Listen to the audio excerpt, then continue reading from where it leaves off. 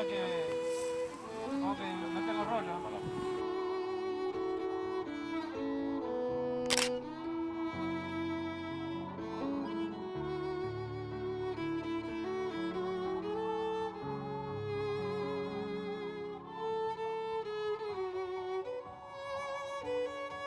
Listo, se terminó la foto, vamos. Cada uno vuelve a su lugar. Por supuesto. Jefe, empieza. Esas aves de las alas caídas que aparecen desde el mar vienen a perturbarnos y luego se pierden en el horizonte, dejándonos a veces la impotencia de no poder cortarle las alas. Nos hacen sentir su rigor. Ellos saben que estamos bien armados y que solo nos basta un segundo para resolver su existencia. Somos los dueños de estas tierras y vamos a defenderlas. Aquí, la turba no es amable con nosotros, nos complica todo.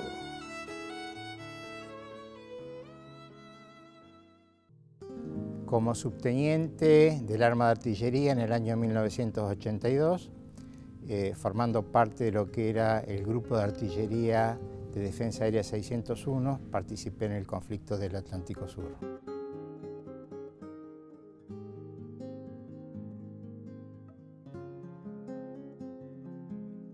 Fui soldado en la época de la guerra, pertenecí al GADA 601, estuve en la batería B, en la tercera sección, a cargo del subteniente Braghini. Me tocó combatir en la zona de Darwin y Ganso Verde. El clima está empeñado en mostrarse hostil. La tierra va a temblar, pero habrá fuego en el cielo. Era de noche, mucho frío, viento. Teníamos el bolsón portaequipo, no teníamos mochila en ese momento. Era mi batería y personal de otras baterías que habíamos viajado en un Boeing de Aerolíneas Argentinas, sentados en el piso. Habían sacado los asientos para que tuvieran mayor capacidad de transporte. Y nos desplazamos hacia el sur del aeropuerto, aproximadamente unos 700 metros, una costa, una playa había. Un lugar muy bonito, muy pintoresco, lo pude ver al día siguiente, y ahí hicimos vivac, carpas. Que 20 de abril, mi jefe de batería me dice: Braghini, usted va a emplazar su sección en el aeropuerto, vaya a reconocer el sector para ver dónde va a ubicar su material. Me voy con mi encargado de sección, que en ese momento era el cabo Primero Ferreira, ¿no? Si bien era el más antiguo, era el operador de la pantalla de PPI del director de tiro Skygar, y uno necesita muchos datos técnicos para poder hacer el emplazamiento de una sección antiaérea de estas características, ¿no? Era un material muy moderno, el Oerlikon con cañones de 35 milímetros bitubo. Llegamos a Malvinas ese mismo día, alrededor de las 4:30, 5 de la tarde, si mal no recuerdo. Era un día frío.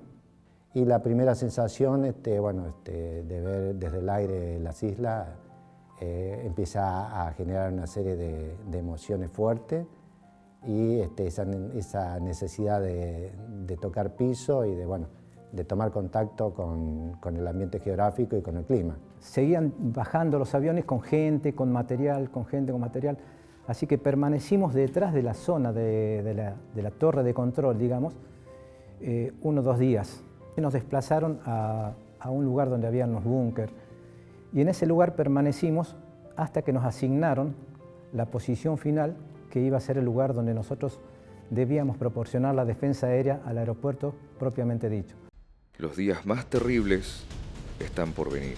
En la soledad del mando y disminuido en su capacidad humana, hay que hacerse fuerte en el puesto y tenemos garantizado el fuego en el cielo. El cañón hispano-suiza de 30 milímetros había sido pedido por la necesidad de integrarlo con el Grupo de Artillería de Defensa Aérea 601 a efectos de cubrir ángulos muertos que se presentaban o avenidas de aproximación aéreas del enemigo. El material arriba entre el 6 y el 7 de mayo, después de los primeros ataques aéreos.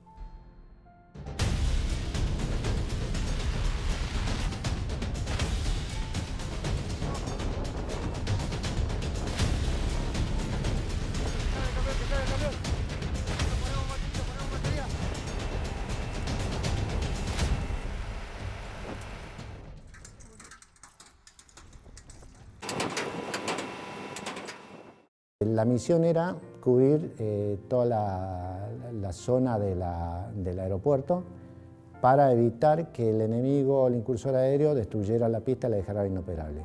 A partir de ahí ya estaba toda integrada la defensa aérea, el GADA 601, la batería B del GADA 101 y la batería del GADA mixto 602. Eso era todo lo que integraba la defensa aérea en Puerto Argentino. A partir de ese momento, en razón de que era el lugar que debía estar por lógica, me instalé en Camber.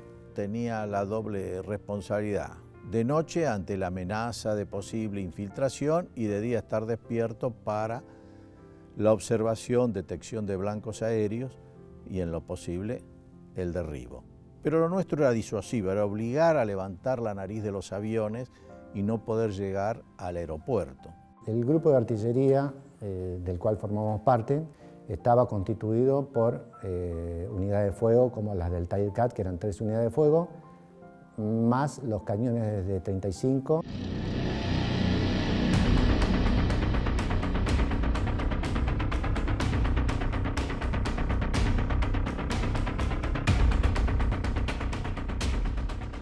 Y 0440 se produce el primer ataque aéreo, donde el Grupo de Artillería de Defensa Aérea 601 comienza a provocar las primeras bajas de aviones al enemigo.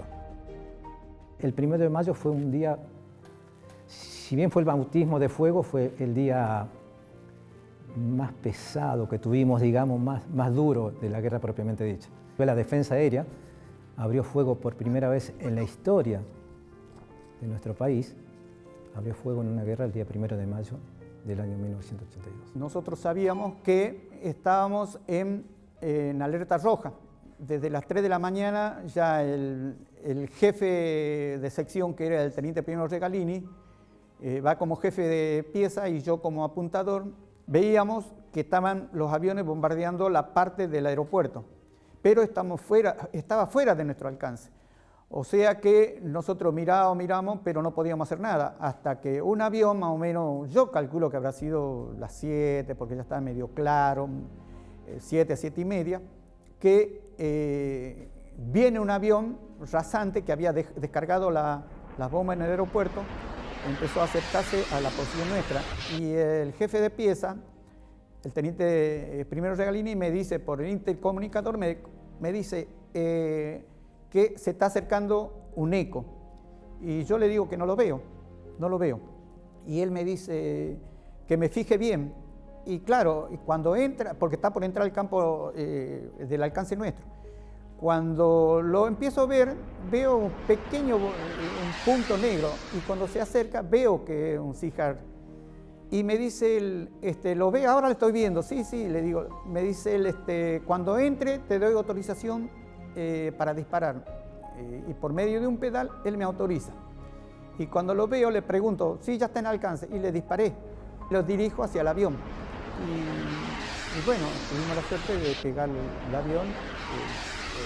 El piloto se quiere evadir, pero no logra, y le pegamos al costado del ala más o menos, y cayó en la costa prácticamente.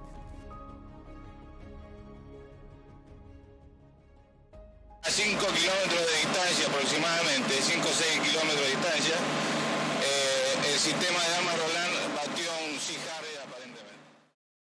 7:30 aproximadamente recibimos el primer ataque, pero con los Harriers. Esta vez el ataque fue producido desde el norte. Si nosotros estábamos mirando casi al noreste, ellos nos atacaron en forma oblicua nuevamente, pero sobre la torre de control. Lo que ellos querían era dejar fuera de servicio el aeropuerto, en realidad. Por eso es que nos lanzaron las bombas de 1000 libras y nos lanzaron las bombas belugas. A partir de ese momento se replanteó la Fuerza Aérea Británica su forma de incursión y de ataque, dado que la artillería antiaérea había demostrado alta efectividad, sus hombres demostraron la valía, la instrucción y el temple que empezamos a cobrar a partir de ese momento, después de la sorpresa inicial. Escuchábamos el estampido de boca, cuando explotaba, que sea el cañón que tiraba, el silbido del proyectil cuando pasaba por sobre nosotros y la explosión del proyectil ya en la zona donde nosotros nos encontrábamos. La verdad que fue algo de mucha tensión, del cual sufrimos mucho miedo en ese momento porque no sabíamos con qué nos tiraban. Hasta que paró. De repente cesó el cañoneo. Nosotros tuvimos fácil 7 u 8 cambios de posición, porque disparábamos y ya teníamos que hacer cambio de posición. ¿Por qué? Porque los aviones pasaban a mayor alcance, nos sacaban fotos y después ellos nos informaban y a la noche nos tiraban con bombardeo naval. A la noche empezaron a tirar al radar de vigilancia y nosotros estábamos fácil a 100, 150 metros y los bombardeos caían cerca nuestro. Ese extraño laberinto donde la mente se agolpa entre el cansancio y la agonía de los buenos pensamientos, se estremece frente a la realidad más sorpresiva.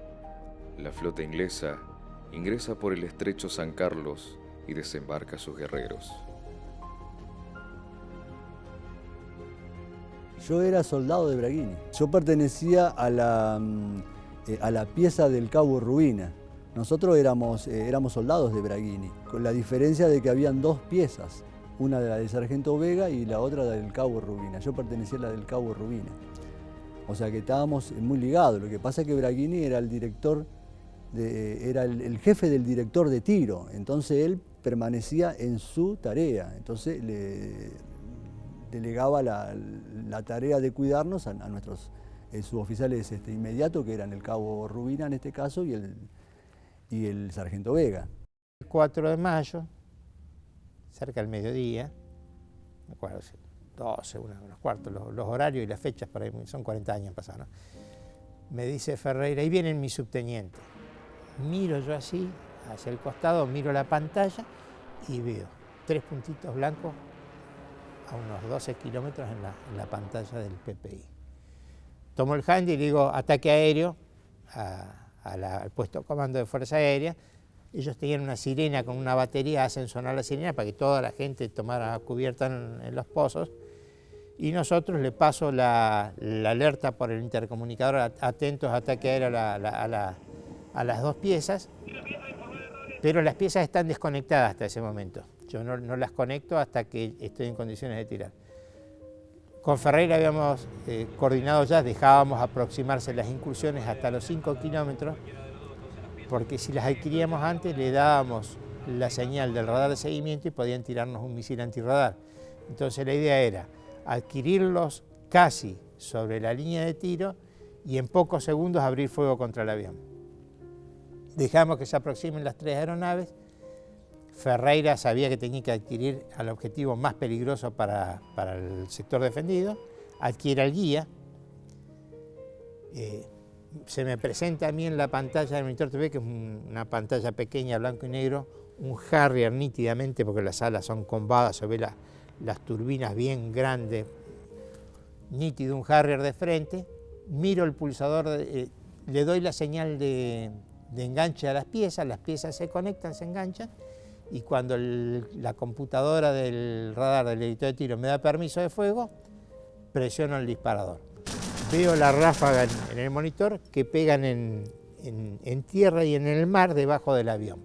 Y el avión empieza a hacer maniobras evasivas inmediatamente, zigzag hacia un costado y hacia el otro. Cuando se me enciende nuevamente el botón de disparo, presiono la segunda ráfaga y lo toma de lleno en el plano izquierdo al Harrier. Se ve en la pantalla nítidamente cuando vuela el plano izquierdo, se prende fuego, el avión medio que se frena en el aire, comienza a levantarse y ahí le ordeno a Ferreira cambio. ¡Ataque aéreo! ¿Lo toma? Lo tengo. Ahí está. Lo perdí. Cambio era la palabra para desengancharse de ese objetivo y enganchar el otro objetivo más peligroso. Y me aparece en el Harrier, un Harrier, la parte trasera derecha del Harrier, ya alejándose. Cuando me da permiso de fuego, le tiro una ráfaga y veo que empieza a alargar uno. Pero ya no me da permiso de fuego para una segunda ráfaga porque estaba fuera de los 4 kilómetros. A los gritos, yo sentía gritos por viva la patria, vicegobernador Pedroso, bien, Braghini, muy bien, viva la patria, todo el mundo gritaba. Enfoco el director de tiro a una de las piezas de mi sección y vi que saltaban todos, se abrazaban, estaban chochos. Nos había vuelto el alma al cuerpo. Habíamos derribado un Harrier y averiado a otro. Yo todavía seguía con el 50% de mis hombres. Estábamos muertos, cansados. No veíamos la hora de poder dormir 8 horas seguidas, porque encima siempre pasaba algo de noche, ¿no? Estábamos en el directo de tiro, también serían las 2 de la tarde, yo no recuerdo bien el horario. Y mi operador de PPI, el cabo Prior Ferreira, me dice: mi subteniente, estoy muy descompuesto. Dice: necesito irme ya al baño. ¿Está bien? Estoy medio cansado. ¿Pero solo cansancio? Se lo ve medio blanco, medio pálido y bastante descompuesto. Solicito autorización para retirarme. Le digo: bueno, listo, váyase. Sí, vaya. Se baja Ferreira y por el intercomunicador. Para todo esto llevamos horas y horas siempre mirando, esperando algo que no pasaba. Digo: váyase Ferreira, y llamo por el intercomunicador que venga alguien. No había nadie que fuera operador de PPI, como éramos él y yo nada más, los dos operadores de directo de tiro. Y después tenía 2 oficiales que eran artilleros de campaña, que habían sido mandados de refuerzo, y 2 mecánicos, que sabían de algo, pero no la parte táctica de la operación del material. Y cuando se baja Ferreira, me corro yo al sector que ocupa él en el puesto de combate, que es la pantalla de ploteo, PPI, presentación de imagen en el plano, significa, y me quedo, y no termina de bajarse Ferreira, qué sé yo, 30 segundos, habrán pasado 45 segundos que veo que aparece un eco en la pantalla. Un eco cerca, unos 12 kilómetros, no sé. Tomo el handy y digo: ataque aéreo. La señal era ataque aéreo. Apareció un objetivo y era ataque aéreo hasta que se lograra identificar si era un helicóptero propio, un avión. Porque muchas veces habíamos detectado helicópteros que estaban haciendo carga y descarga. Y la primera señal era ataque aéreo. Después, una vez que identificábamos, se pasaba a que era propia tropa. Ataque aéreo. Y segundo después veo aparecer detrás de este objetivo 2 objetivos más. Y digo: bueno, este es un Mirage o una 4 que es perseguido por 2 Harrier, que era muy común que los Harrier derribaran los aviones propios por el sistema de misiles aire-aire que tenían ellos, mucho más bueno que el que tenía la Argentina. Un Harrier adelante y 2 Harrier atrás no me parecía muy lógico. 3 Harrier, digo, puede ser, el primero un Harrier y 2 Harrier atrás, el primero para distraer, los otros 2 para juntar el ataque. Y cuando se va aproximando, yo sigo solo arriba del directo de tiro, sí tenía que manejar la adquisición, alerta a las piezas, todo, comunicarme mientras tanto de puesto a comando, decía qué es amigo o enemigo.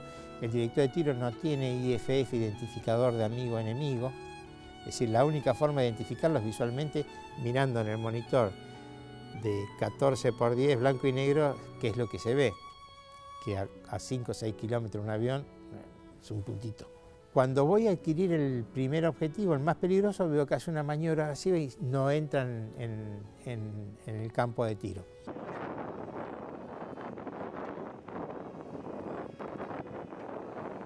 El primer avión hace una maniobra agresiva, sale y bueno, es una 4 que lo persiguen 2 Harrier, después de haber atacado la flota, o un Mirage que atacó la flota y 2 Harrier lo persiguen para derribarlo.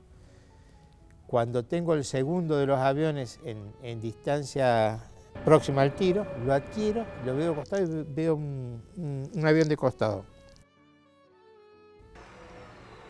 De costado. Pero no lo podía identificar, no había forma de identificarlo. Cuando se me enciende el permiso de fuego, disparo, lo agarra de lleno la ráfaga, ¿no? Y veo que el segundo avión se levanta por sobre los escombros del avión que había derribado y sobrepasa. Lo quiero adquirir con el joystick porque ya me había corrido del sector de exploración al sector de tiro para tirar y no lo puedo adquirir.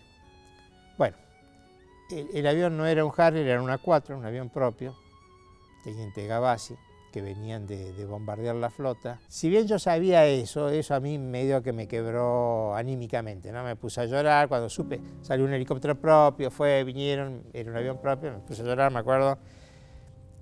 Mis oficiales, que eran mayores que yo, Tarditi, me abrazaban, mi subteniente, no se preocupe, ellos se equivocaron. Pero yo estaba muy mal, no tenía ganas de subirme de vuelta arriba al director de tiro.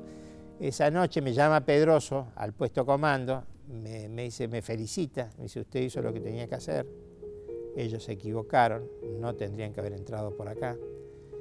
Me llama desde Puerto Argentino por radio el jefe de la Fuerza Aérea ahí en las Islas Malvinas.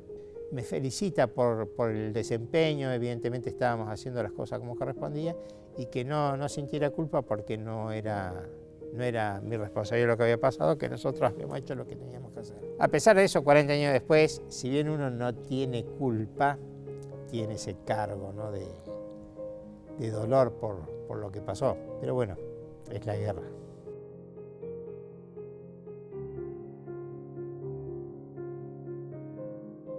El espacio en la conciencia para procesar el enorme peso de un error. La guerra exige la valoración de las amenazas sin tiempo para análisis profundos. Al 28, a las 8 de la mañana, nos atacaron a nosotros. Fuego naval, un cañoneo terrible. Se siente a la madrugada, medianoche, madrugada, que empieza un combate en la zona de Darwin, donde estaba el Regimiento de Infantería 12. Nosotros estábamos 4 o 5 kilómetros más al sur, en lo que era Pradera del Ganso, o Goose Green, con una colina de unos 150 metros de altura de por medio. La posición mía era la más cercana al enemigo. Nosotros estábamos en una especie de lengüeta. Y en esa lengüeta, mi posición era la última para el ataque aéreo, pero fue la primera posición del ataque terrestre. No sabíamos qué era lo que estaba pasando ahí en Darwin, pero a la mañana, cuando amanece, no teníamos información, no se sentía ruido. La noche anterior había sido en una tela de araña, las trazantes. Y a la madrugada ya no se veía nada, no había sonidos de disparos, nada, silencio total. En un momento estaban tirando con los cañones de 105 milímetros, los Otto Meraras tiraban, y había un suboficial de Fuerza Aérea, creo que hacía de observador, y en un momento dejó de transmitir el suboficial así que tiraban medios a ciega los cañones esos. Yo veía todo, yo era como una especie de espectador de lujo. Veía todo el desarrollo del combate, veía el avance, veía absolutamente todo. En un momento determinado yo sabía de que algo malo había pasado en Darwin. Me voy al cañón que daba hacia ese sector, porque el otro cañón, porque estaban ubicados más que nada para hacer tiro costero, no veía ese sector para hacer tiro.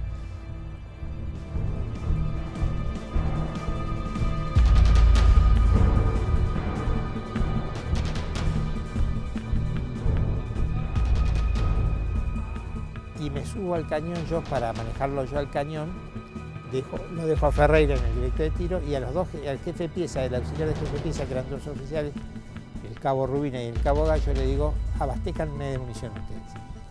Y abajo, Tarditi y Pérez, otro oficial con binóculos, le digo, ustedes márquenme blancos a medida que aparezcan.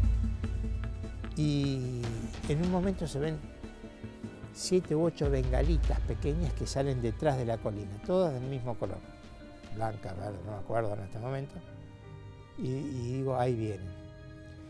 Y aparecen arriba de la colina, marchando, a cuerpo gentil, un montón de, 2 o 3 compañías desplegadas a lo largo de 2000 metros sobre las colinas. Yo vi bajar las tropas, veían, nosotros pensamos que eran argentinos. Incluso el propio subteniente Braghini en un momento también está en duda y le pregunta al jefe de la guarnición, y el jefe de la guarnición dijo, no, esperen, son propia tropa. Le pego el grito al vicecomandante Pedroso y dice, los ingleses en la colina, y dice, no tire Braghini, que son, no sé, tropa de qué compañía que se está replegando. Yo los tenía apuntados, ¿no?, listo para tirar, digo, pero me llamó mucho la atención, sobre todo la forma en la que se movían. Hasta que en un momento le dijeron, no, son británicos, empieza a disparar. Y ahí fue cuando Braghini comenzó el combate de tiro terrestre sobre las tropas británicas. Y por ahí siento por el intercomunicador de que un suboficial de Fuerza Aérea, que estaban los cañones de 20, estos de la Fuerza Aérea los marcaban los oficiales de banda.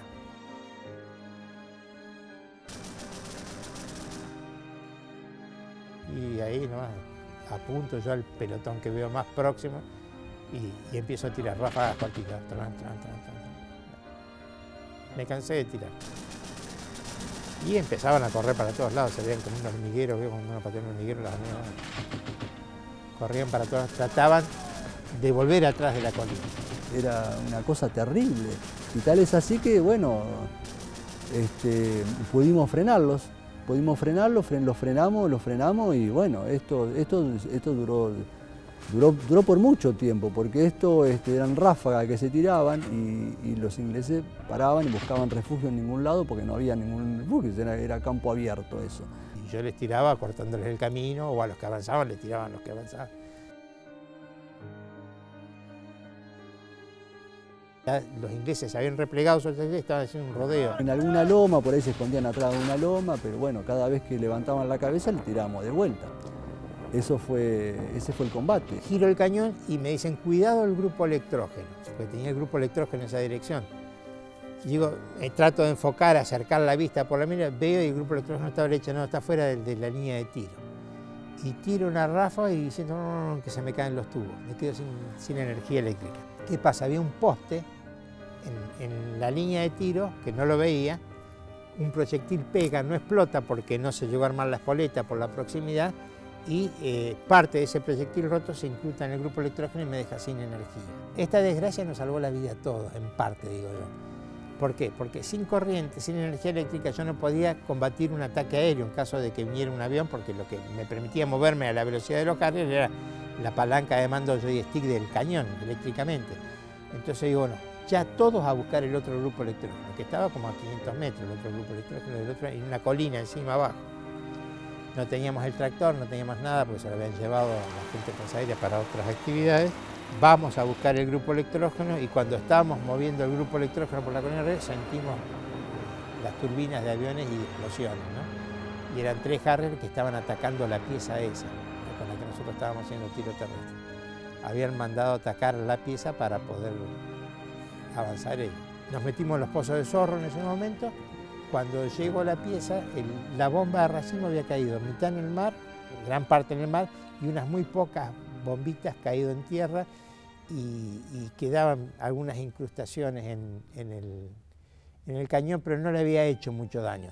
Volvemos al grupo electrógeno y cuando estábamos viendo se siente una explosión terrible. Y yo pensé que era una bomba que habían tirado y no había explotado, no, eran tiros de mortero. Y un impacto de mortero al lado de la pieza.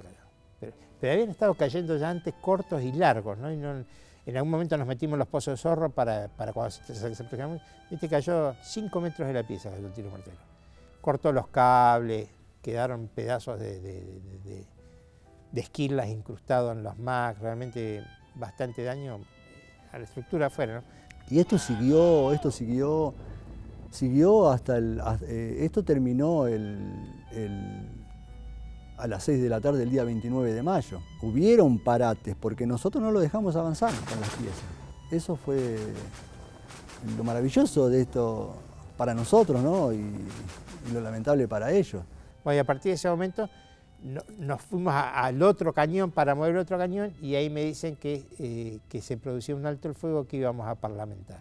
Con la Plaza Darwin en silencio, el espanto que días atrás aporreaba la pradera ahora camina impiedosamente abrevando en la noche la sorpresa. El 3 de junio nos encontramos nosotros en una posición entre el puerto argentino y el aeropuerto. Con la luz del día nos llega la información que había sido atacado el puesto de tiro y bueno, con la lamentable baja de 2 queridos camaradas con los cuales habíamos compartido ya por mi parte un año en la unidad que es la agrupación de artillería. Al director de tiro lo alcanzan porque ellos lo que buscaban era al Westinghouse, que es el radar de vigilancia de la Fuerza Aérea, que tenía un alcance de 360 kilómetros y que era los ojos de la gente que estaba en la isla. De hecho, cuando ellos venían avanzando, hablo de los aviones obviamente, el Westinghouse los tomaba a 300 kilómetros y ya le daba la alerta a la gente de la isla y decía, señores, ataque o blanco de tal dirección. Ellos lo que querían hacer era dejar fuera de servicio el radar ese, que eran los ojos, o sea, dejar ciega la isla. Cuando el avión sobrepasa por sobre el radar, el director de tiro Skyward, donde estaba René Pascual Blanco y el teniente Daccharí, Entonces ellos le aparecen en la pantalla de ellos que está emitiendo.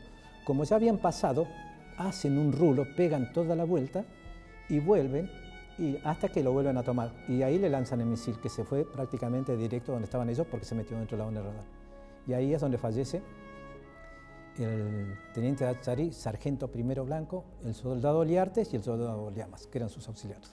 Pregunto, ¿qué pasó? Le digo, no, dice Blanco, Dachari y dos soldaditos más,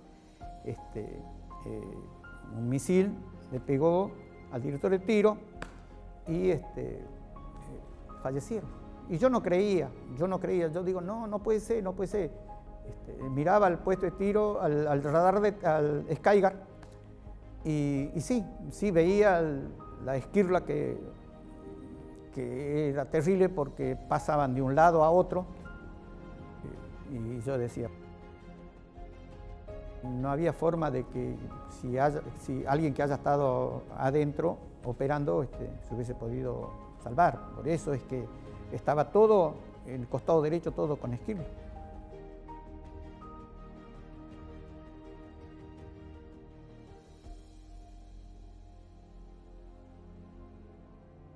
Tengo la llave del puesto de tiro que quedó en Malvinas.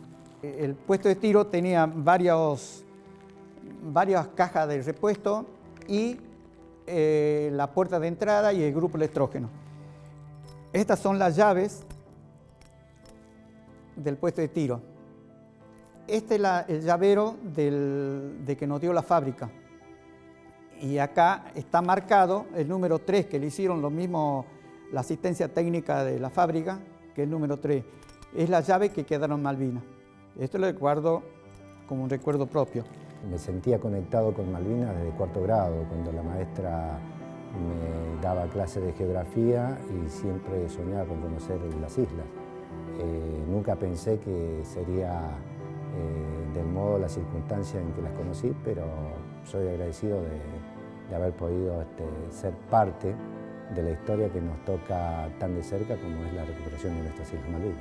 Como artillero antiaéreo, la satisfacción de deber cumplido. Creo que lo importante de la gesta, porque esto ha sido una gesta, es destacar el valor de todos, de los oficiales, de los suboficiales y de los soldados que les tocó en suerte ir a Malvinas, porque a lo mejor si iban otros, actuaban un poquito mejor, un poquito peor, pero más o menos sería la muestra de lo que es el ejército.